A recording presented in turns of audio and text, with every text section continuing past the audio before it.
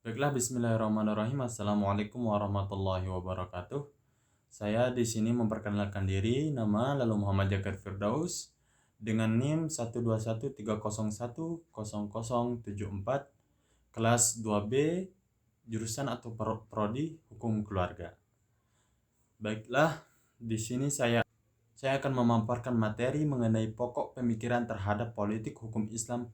Adapun 7 tokoh yang akan saya analisa terhadap pemikiran mereka terkait dengan politik hukum Islam itu sendiri.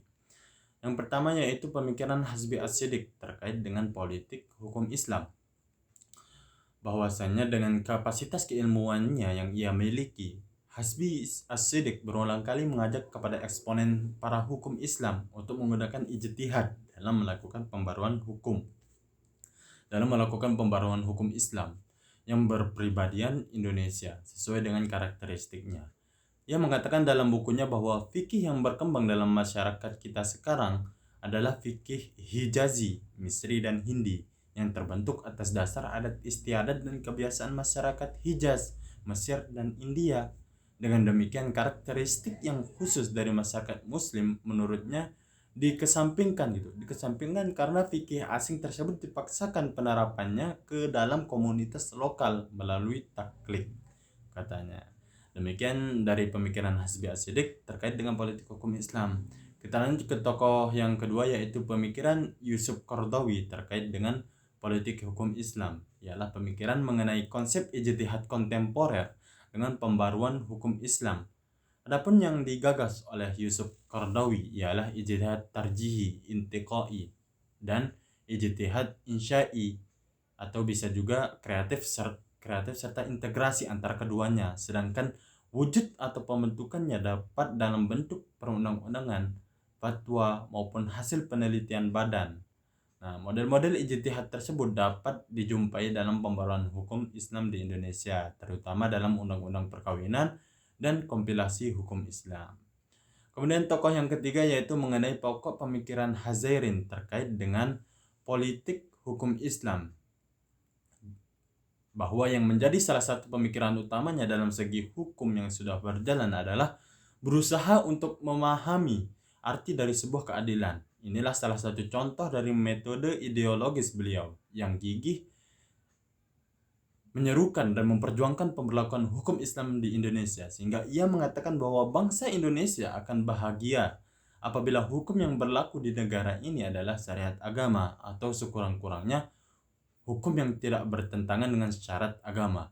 Maka dari itu, Hazairin menyuruhkan agar pintu ijtihad dibuka selebar-lebarnya dengan harapan akan lahirnya mujtahid-mujtahid Islam yang tangguh serta menguasai ilmu tentang kemasyarakatan, antara lain ilmu antropologi.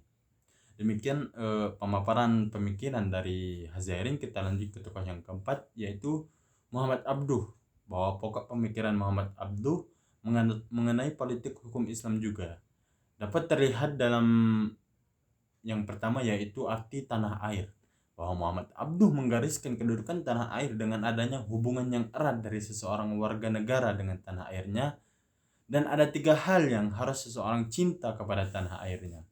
1 sebagai tempat kediaman, 2 sebagai tempat memperoleh hak-hak dan kewajiban, dan 3 sebagai tempat mempertalikan diri di mana seseorang akan bangga dan terhina karenanya.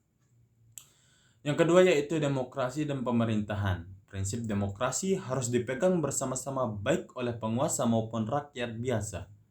Karena menurut Muhammad Abduh, kalau prinsip demokrasi menjadi suatu kewajiban bagi rakyat dan penguasa bersama-sama, maka kewajiban pemerintah terhadap rakyat ialah memberikan kesempatan seluas-luasnya untuk bekerja dengan bebas, ya, dan dengan cara yang benar agar dapat mewujudkan kebaikan dalam dirinya dan masyarakat. Nah, yang ketiga yaitu mengenai hubungan undang-undang sosial kultural, ya.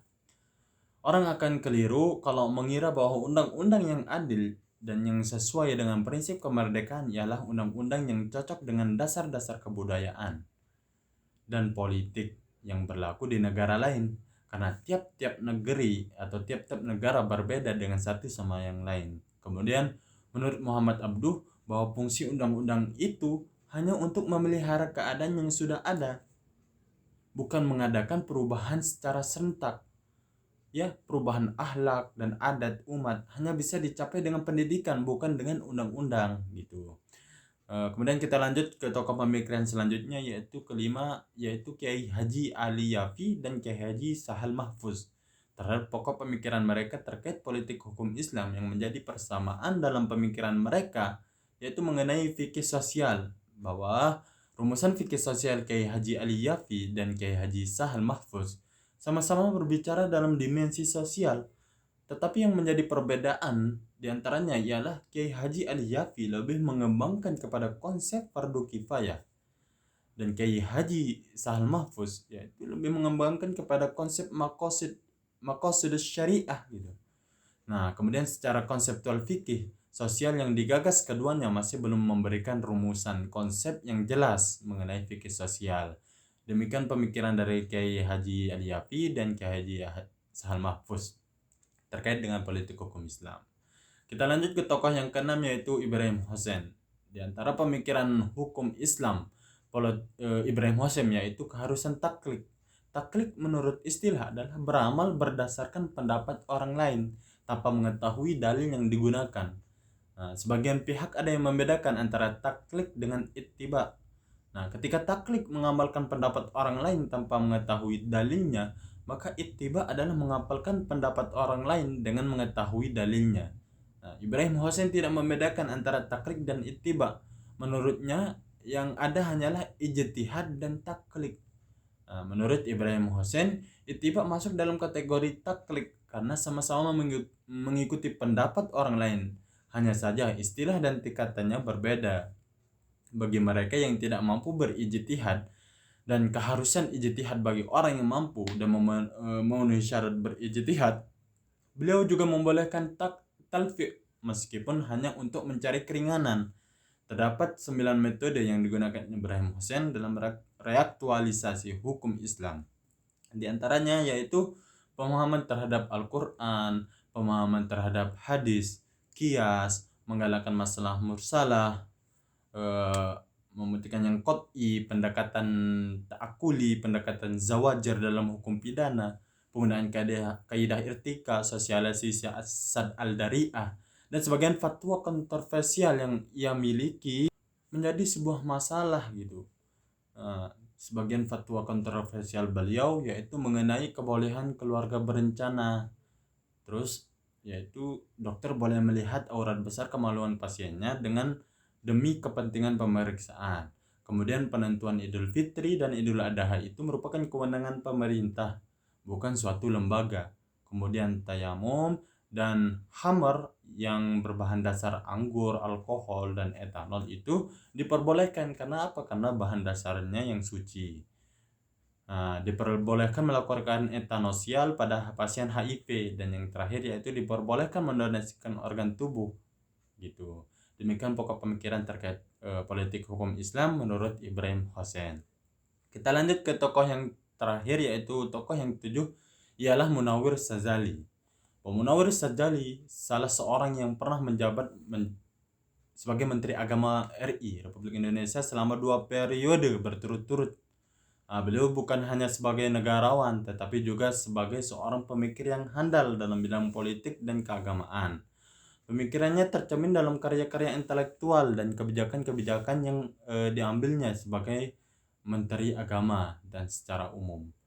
Terekspresikan dalam agenda reaktualisasi ajaran Islam yang telah menumbuhkan makna baru politik Islam di Indonesia. Beliau lebih meningkatkan pentingnya substansi daripada yang formal dan legal, baik secara keagamaan maupun sosial. Nah, keberhasilan Munawwir menuntaskan masalah Pancasila sebagai asas tunggal bagi ormas-ormas berhaluan keagamaan selanjutnya menjadi batu loncatan bagi suksesnya program-program Munawwir yang lebih belakangan.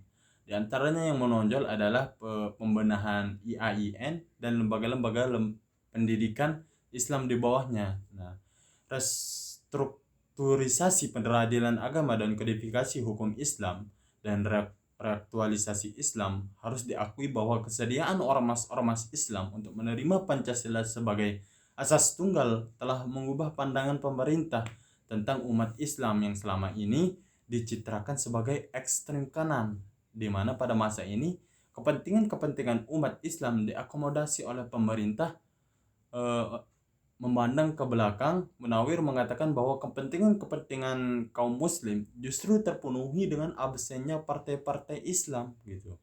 Munawir sebagai intelektual dengan konsisten menolak konsep negara Islam, tidak hanya menemukan momentum untuk merealisasikan prinsipnya, tetapi memiliki persesuaian yang prinsipil dengan keputusan yang sedang disosialisasikan pemerintah Orde Baru.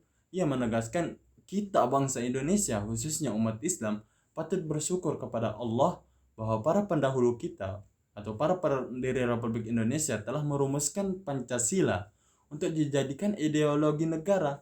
Maka dari itu marilah kita perbandingkan 5 sila dari Pancasila dengan prinsip-prinsip dan tata nilai yang telah diamanatkan oleh Al-Quran. Kita akan melihat adanya persamaan, termasuk juga semangatnya.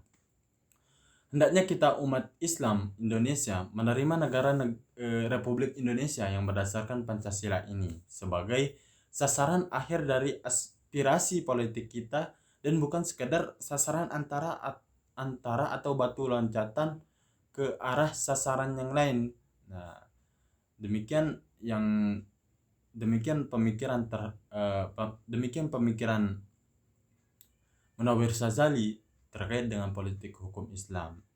Nah, sekian dari saya. Apabila terdapat kurang dan lebihnya dalam saya memaparkan materi, saya mohon maaf. Demikian dari saya. Saya berterima kasih kepada Bapak dosen yang telah memberikan saya dan teman-teman materi mengenai politik hukum Islam ini. Saya bersyukur banget, alhamdulillah.